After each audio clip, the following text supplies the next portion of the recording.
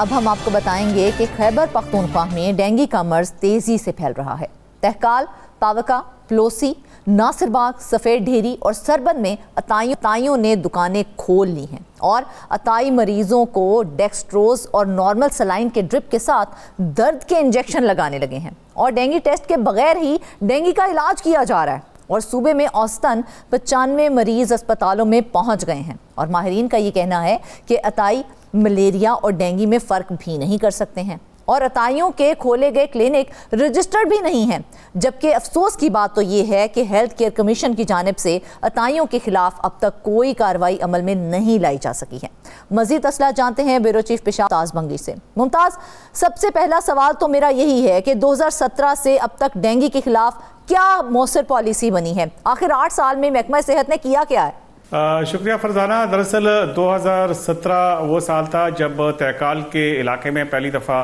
Dengue کا مرض پشاور میں پھیل گیا تھا اور پشاور میں اس حد تک پھیل گیا تھا کہ پنجاب سے بھی یہاں پہ ٹیمیں آنے لگی تھیں اور حکومت کی مدد کے لیے جگہ جگہ سے ٹیمیں آ رہی تھیں، چونکہ اس وقت یہ بیماری جو تھی وہ انتہائی خطرناک سمجھی جاتی ہے، ابھی بھی خطرناک ہے، اس سے اب بھی اس سے ڈیتھ ہو رہی ہیں اور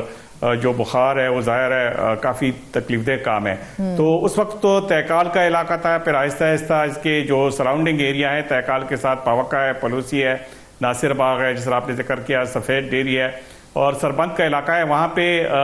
ان ڈینگی کے مریضوں کی تعداد خصوصاً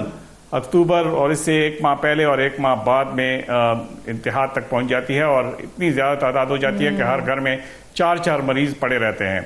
اس کی وجہ یہ ہے کہ ان علاقوں میں جو ملیریا جو لاوا ہے اس ماسکیٹو کا، اس مچھر کا، اس کے سدباب کے لیے، اس سے تلف کرنے کے لیے کوئی انتظام موجود نہیں ہے۔ 2017 اور پھر 2025 اتنے سالوں میں تو حکومت کو کافی تیاری کرنی چاہیے تھی، لیکن یہ محکمہ صحت نہیں بلکہ محکمہ پبلک ہیلتھ اور اس کے علاوہ جو ہمارے جو بلدیاتی ادارے ہیں یہ ان کی کمزوری ہے۔ حالانکہ بار بار یہ کہا جاتا رہا، کبھی وہ فوگ کا سپرے کر دیتے ہیں، اگرچہ وہ مچھر کے تلف کرنے کے لیے یا لاوے کے تلف کرنے کے لیے کام نہیں آتا، لیکن ایسے ہی لوگوں سے وہ کرنے کے لیے کہ ہم کچھ کر رہے ہیں، ان کی ایسی تسلی کے لیے یہ کام تو کر جاتے ہیں، لیکن وہ لاوا جو ہے وہ ان علاقوں میں ابھی تک تلف نہیں ہو سکا اور اس کی وجہ اب یہ ہو گئی ہے کہ ان علاقوں میں ڈینگی پہلے سے زیادہ پھیلنے لگی ہے۔ اب ہوتا کیا ہے کہ یہ علاقے چونکہ انتہائی غریب علاقے ہیں، دیہی علاقے ہیں، اگرچہ شہر کے بالکل قریب واقع ہیں اور خیبر ٹیچنگ ہاسپٹل کے بالکل سنگم پہ یہ علاقے موجود ہیں، لیکن مسئلہ یہ ہے کہ جب ان علاقوں میں مریض بڑھ جاتے ہیں تو وہ پھر جب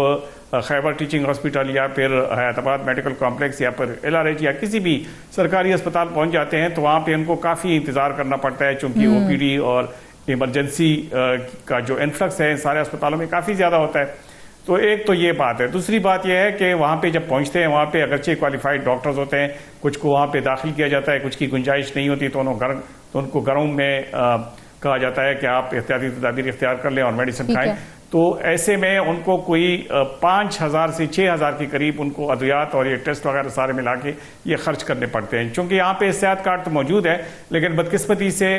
OPD میں اور ایمرجنسی میں چونکہ یہ صحت کارڈ کی سہولت میسر نہیں ہے تو اس لیے یہ جیب سے یہ پیسے ادا کرنے پڑتے ہیں۔ تو اس ٹیسٹ پہ وہ ہاسپٹل میں ہو یا ہاسپٹل سے باہر ہو تو اس کی ادائیگی کرنی پڑتی ہے اور ستم ظریفی یہ ہے کہ اتنے عرصے کے باوجود بھی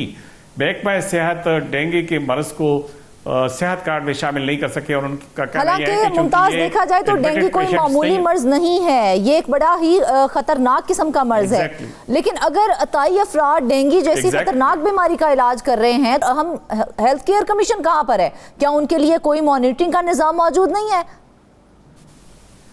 جی بالکل اسی طرف میں آ رہا تھا، جب 5,500 اور 6,000 روپے ہر مریض مطلب جو دیہڑی پہ کام کرتا ہے وہ افورڈ نہیں کر سکتا تو ظاہر ہے پھر وہ گلیوں میں، کوچوں میں اور ان کے محلوں میں جتنی بھی عطائی بیٹھے ہیں جو ڈسپینسر کے نام پہ ڈاکٹر کا کام کرتے ہیں تو یہ مریض ان کے پاس چلے جاتے ہیں۔ اس کا ان کو 2 فائدے ہوتے ہیں۔ ایک فائدہ تو یہ ہے کہ فوری طور پر وہ اس کو اسٹیرائڈ دے دیتے ہیں، اس کو ڈرپ لگا لیتے ہیں، ڈیکسٹروز لگا لیتے ہیں، درد کے انجیکشن لگا لیتے ہیں تو ظاہر ہے اس کا بدن ہلکا ہو جاتا ہے اور وہ یہ خیال کرتا ہے کہ یہ جو عطائی ہے یہ اس کا مرض سمجھ گیا ہے۔ اب عطائی ہر ملیریا کو، ہر اس سمپٹمز کے مرض کو ڈینگی سمجھ کے اس کے مطابق علاج کرواتا ہے اور ان سے پیسے بٹورتا ہے. ایک دن 1000 لے لیتا ہے, دوسرے دن لے لیتا ہے, تیسرے دن جو یہ ٹیمپریچر ہوتا ہے 1 ہفتہ 10 دن, تو وہ اس کی کمائی مطلب یہ جو بات ہم تک پہنچی ہے, یہ جو خبر ہم تک پہنچی ہے کہ ڈینگی اور ملیریا میں یہ جو عطائی افراد ہیں یہ فرق ہی نہیں کر سکتے ہیں اور اکثر عطائیوں کو معلوم ہی نہیں ہے, تو لیکن اس کے باوجود وہ لوگ علاج کر رہے ہیں. صرف یہی نہیں بلکہ جو گلیوں میں جو ڈاکٹرز بیٹھے ہوتے ہیں وہ بھی بدقسمتی سے یا وہ کرتے نہیں ہیں یا وہ مریض کے لیے کہ جس کا زیادہ اخراجات نہ ہے ٹیسٹ پہ, تو وہ جو ریپڈ ڈائگنوسٹک کٹ اس کو کہتے ہیں, فوری طور پر وہ جو ٹیسٹ ہو جاتا ہے اس سے, تو وہ استعمال کرتے ہیں. اور ماہرین کا کہنا یہ ہے کہ جو ریپڈ ڈائگنوسٹک کٹ ہے اس سے جو ٹیسٹ کے رزلٹ آتے ہیں وہ اکثر اوقات اس طرح سے ہوتا ہے کہ اس میں پازیٹیو ہوتا ہے, لیکن پی سی آر کا جو ٹیسٹ ہے جو انتہائی مستند سمجھا جاتا ہے, جب اس کے ذریعے وہ ٹیسٹ کر دیتے ہیں تو اس میں نیگیٹو آ جاتا ہے. اب مریض کو ادویات وہی دی ہوتی ہیں, اگر اسے ٹائیفائڈ ہے تو بھی وہ ٹیمپریچر کے لیے اور ڈینگی کے جو لوازمات ہیں, جو اس کا علاج ہے, جو اس کی ٹریٹمنٹ ہے, اس کے مطابق وہ لیتا ہے, حتیٰ کہ اس کا وہ والا اصل جو مرض ہوتا ہے وہ بگڑ جاتا ہے اور وہ ٹیمپریچر کم کرنے کے اس میں یہ سوچ کے علاج کرتا ہوتا ہے کہ اسے شاید ڈینگی ہو گیا ہے. ایک تو یہ کمپلیکیشن اس میں آ جاتی ہے عطائیوں میں. دوسری بات آپ نے ہیلتھ کیئر کمیشن کی ہے, ہیلتھ کیئر کمیشن کو بنے ہوئے سال ہا سال ہو گئے ہیں. کبھی اس کا ایک نام رکھ دیا جاتا ہے, کبھی نام بدل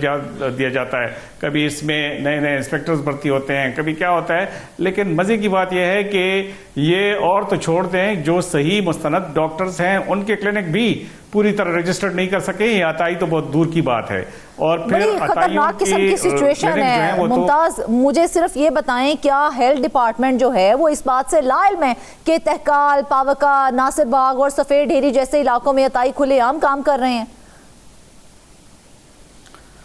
ہیلتھ ڈپارٹمنٹ کو یہ مسئلہ اتنا سنجیدہ نظر آتا ہی نہیں ہے. اگر یہ مسئلہ اس کو وہ سنجیدگی سے لیتے تو شاید پھر ڈینگی کا مرض ہوتا ہی نہ. وہ پبلک ہیلتھ ڈپارٹمنٹ اور پھر جو بلدیاتی ادارے ہیں ان کے ساتھ کوارڈینیشن کرتا اور یہ اس کی ٹریٹمنٹ سے زیادہ اس کی پریونشن پہ اس کے لیے وہ کام کرتے. لیکن نہ تو ہیلتھ ڈپارٹمنٹ میں اس طرح کی کوئی کوشش کی گئی ہے, نہ ہی پبلک ہیلتھ ڈپارٹمنٹ کی طرف سے کچھ ہوا ہے, اور نہ ہی ہمارے جو بلدیاتی نظام ہے اس میں کوئی اتنی دمخم ہے کہ وہ ان قسم کی چیزوں میں اس قسم کی ایکٹیویٹیز کر لیں اور اس یہ لاوے کو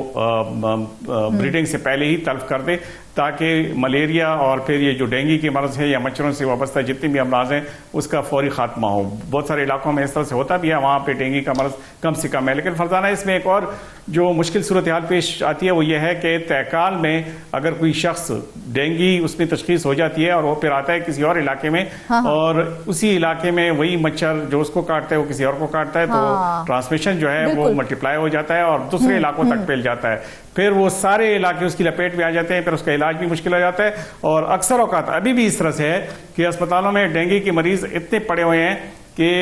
باقی دیگر جو مریض ہیں ان کے لیے بیڈز بھی دستیاب نہیں ہے. اکثر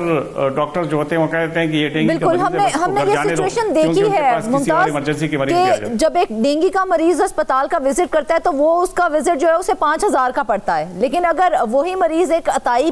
شخص کے پاس جاتا ہے تو وہ وزٹ اس کو 1000 میں پڑتا ہے. تو حکومت نے کبھی نہیں سوچا کہ اس علاج کو سستا کیا جائے یا سنجیدگی سے کوئی کام کیا جائے اس حوالے سے؟ روزانہ حکومت کو تو بہت کچھ کرنا چاہیے تھا. مثال کے طور پر حکومت تو ابھی تک یہ بھی نہیں کر سکی ہے کہ جو ڈاکٹر 1 سال پہلے 1000 روپے فیس لیتا تھا اب اس کی فیس 3000 روپے ہے. بلکہ بعض اسپتالوں میں میں خود اس بات کا چشمدید گواہ ہوں کہ ایک ڈاکٹر کی وزٹنگ فیس جو ہے, صرف معائنہ فیس جو ہے وہ 5000 روپے ہے. اب وہ ڈاکٹر جو ہے ظاہر ہے اس کے مقابلے کا کوئی اور ڈاکٹر نہیں ہے, سارے لوگ جو ہیں وہ اسی کے پاس جاتے ہیں اور وہ اس کی فیس اگر کوئی ادا نہیں کر سکتا تو پھر اس کی وہ ادویات, اس کی لکھی ہوئی ادویات کون وہ کر لے گا. ایسے ڈاکٹر جو ہوتے ہیں وہ اکثر جو ملٹی نیشنل کمپنیاں ہوتی ہیں ان کے ساتھ ملے ہوتے ہیں اور ان کے کہنے پر وہی ادویات تجویز کرتے ہیں. وہ ادویات جو ہیں وہ ظاہر ہے اگر ایک وزٹ پہ ان کو 4-5 ہزار سے کم ادویات ملے تو وہ بڑا خوش قسمت بندہ ہوگا. تو یوں 10,000 روپے وہ کیسے وہ برداشت کر سکتے ہیں؟ تو یہی بات